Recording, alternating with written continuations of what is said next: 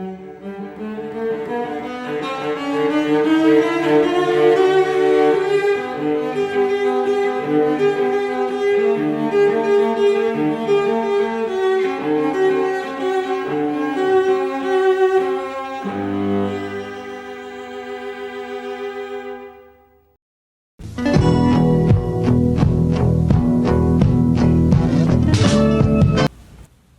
to the BenBen Show. I'm your host, BenBen.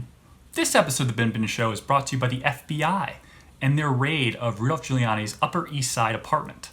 Rudolph Giuliani is currently the personal representative for Donald Trump.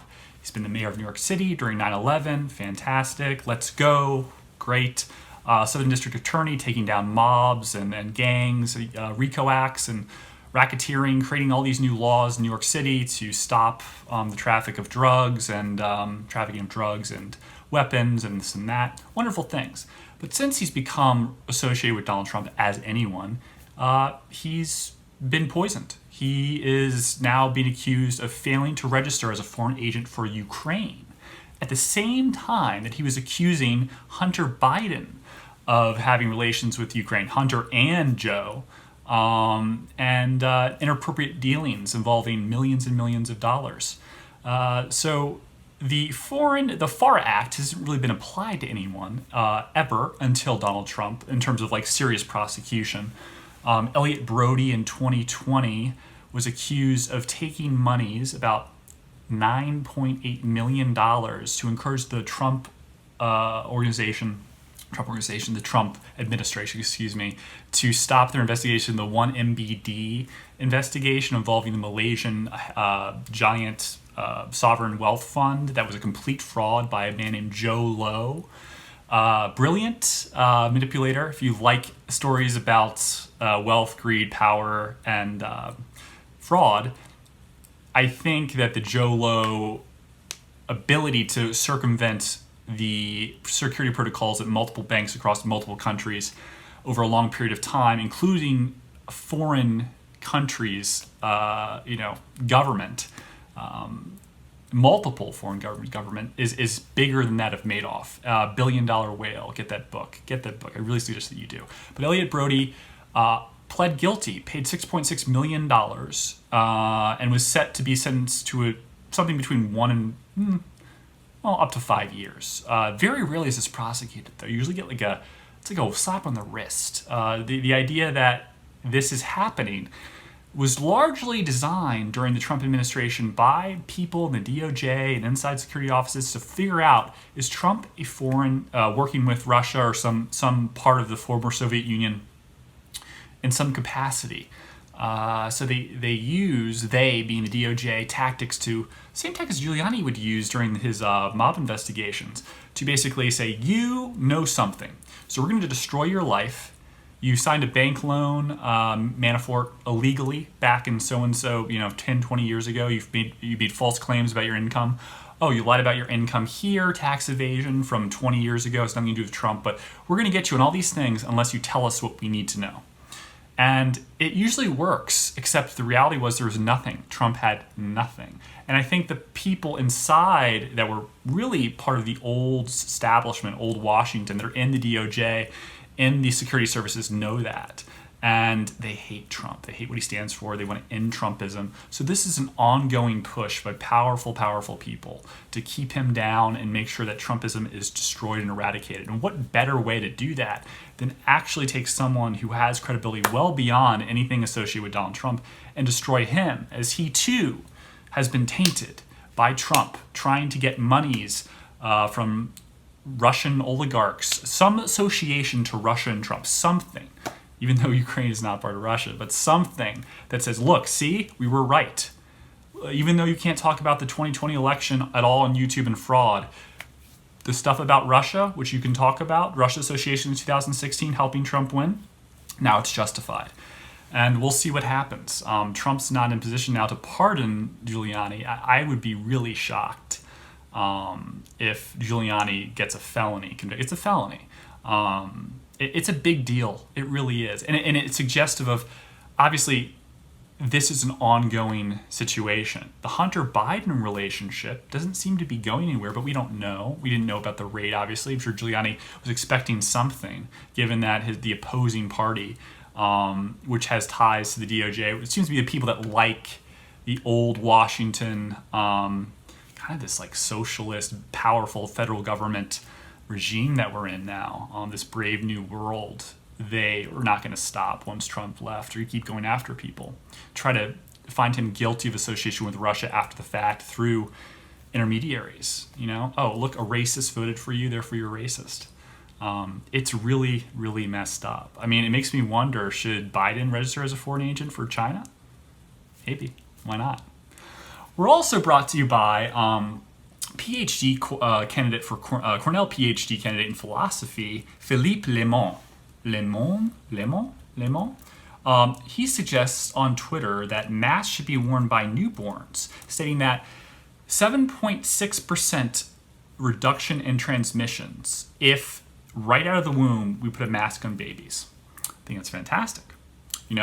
Let's encourage the Ferber method right when they're born. Don't even give them to the mother. Let's lock them in one of those incubators, keep them away for at least a year. No contact, 99% of the world, until 95% of the world has been vaccinated. That's a good idea. And any long-term psychological effect of that, I think that's unfounded. We don't have any evidence, and, quite frankly, it's hate speech and wrong. So we should do that. Bifurcate all the babies. Let them cry it out. Be tougher. Better for them. It's not a bad idea. Also about COVID, it's interesting. CNN had an article about a Miami private school who's asked their employees to not get the COVID vaccine. This is interesting. Leila Sentner, the school's CEO, claimed in a letter that it will be years before we have reliable information regarding the short and long-term effects of the COVID-19 vaccines. Thalidomide, anyone? 1960s, 70s? Birth defects? Pretty bad. But I'm not trying to scare anyone. Just saying. The FDA issued emergency use authorizations for 3 vaccines after extensive testing showed they were both safe and effective. Yeah, right. That's true. They did do that. But doesn't stop. The trials are ongoing. According to CNN, the letter from Leila Sentner makes other unsubstantiated claims about adverse reactions non-vaccinated people could have with interacting with people who have been vaccinated. Sentner concluded, the CEO of the school, by asking employees to please wait until the year ends to get vaccinated, teachers who are vaccinated after the school year ends will not be able to return to school until clinical trials are completed. Clinical trials in adults were completed for all 3 vaccines to satisfy the FDA's emergency use authorization requirements. That's not standard protocol, though. As part of the process to seek full FDA approval, companies must continue their adult clinical trials for 2 years and continue to report safety and efficacy data as they get it. Clinical trials in children have recently begun. So I make this clear. Clinical trials in children, long-term, 2 years, whatever, have recently begun. But at the same time, Joe Rogan's being criticized for saying if you're a healthy young person, you don't need to get the vaccine. And my question is, isn't the suggestion of young people, I'm moving away from the teachers that work there, adults, I'm assuming there's not some idiot savant that's over 18 that's a teacher at some random private school in Miami.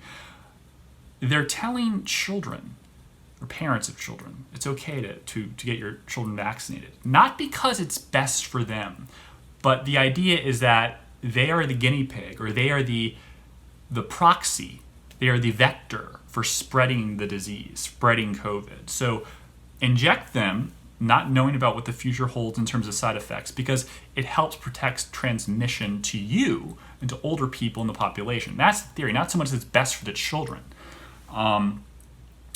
We've already talked about in previous episodes about how children's schools have now been allowed to play at 3 feet closer to each other versus 6 feet in terms of separation. Some arbitrary measure like that. The evidence suggests that the transmission is less severe than it used to be, or that it's less relevant. These strange things like that. All the long-term studies on children are beginning, but they're asking that children as young as 2 get vaccinated. I don't necessarily agree with. I mean, I don't agree with that. But do as you will. Trust your doctor. Who am I? I'm not a doctor. Just play one on TV. George. So the Center for Disease Control and Prevention, the American College of Obstetricians and Gynecologists, the Society for Maternal Fetal Medicine agree that the COVID-19 vaccine should also be offered to pregnant women, individuals who are eligible for vaccination. The head of the CDC, Dr. Rochelle Walensky, said the CDC recommendations that pregnant people receive the vaccine as of now is true, and that's her recommendation. I'd like to cite a PubMed article, study, January 1st, 1990 through December 31st, 2014, the VAERS, Vaccine Adverse Effect Reporting System. Vaccine Adverse Effect Reporting System, VAERS, received 529,000 reports, 158 of which, 0.03%, reported major birth defects from associated vaccine shots. The likelihood of dying from COVID is 0.016%. So you are more than double the likelihood of getting adverse effects from a vaccine in that period of time versus dying from COVID as an adult. So why take it as a pregnant woman? Why would you risk such a thing? Just on those statistics. It's very strange.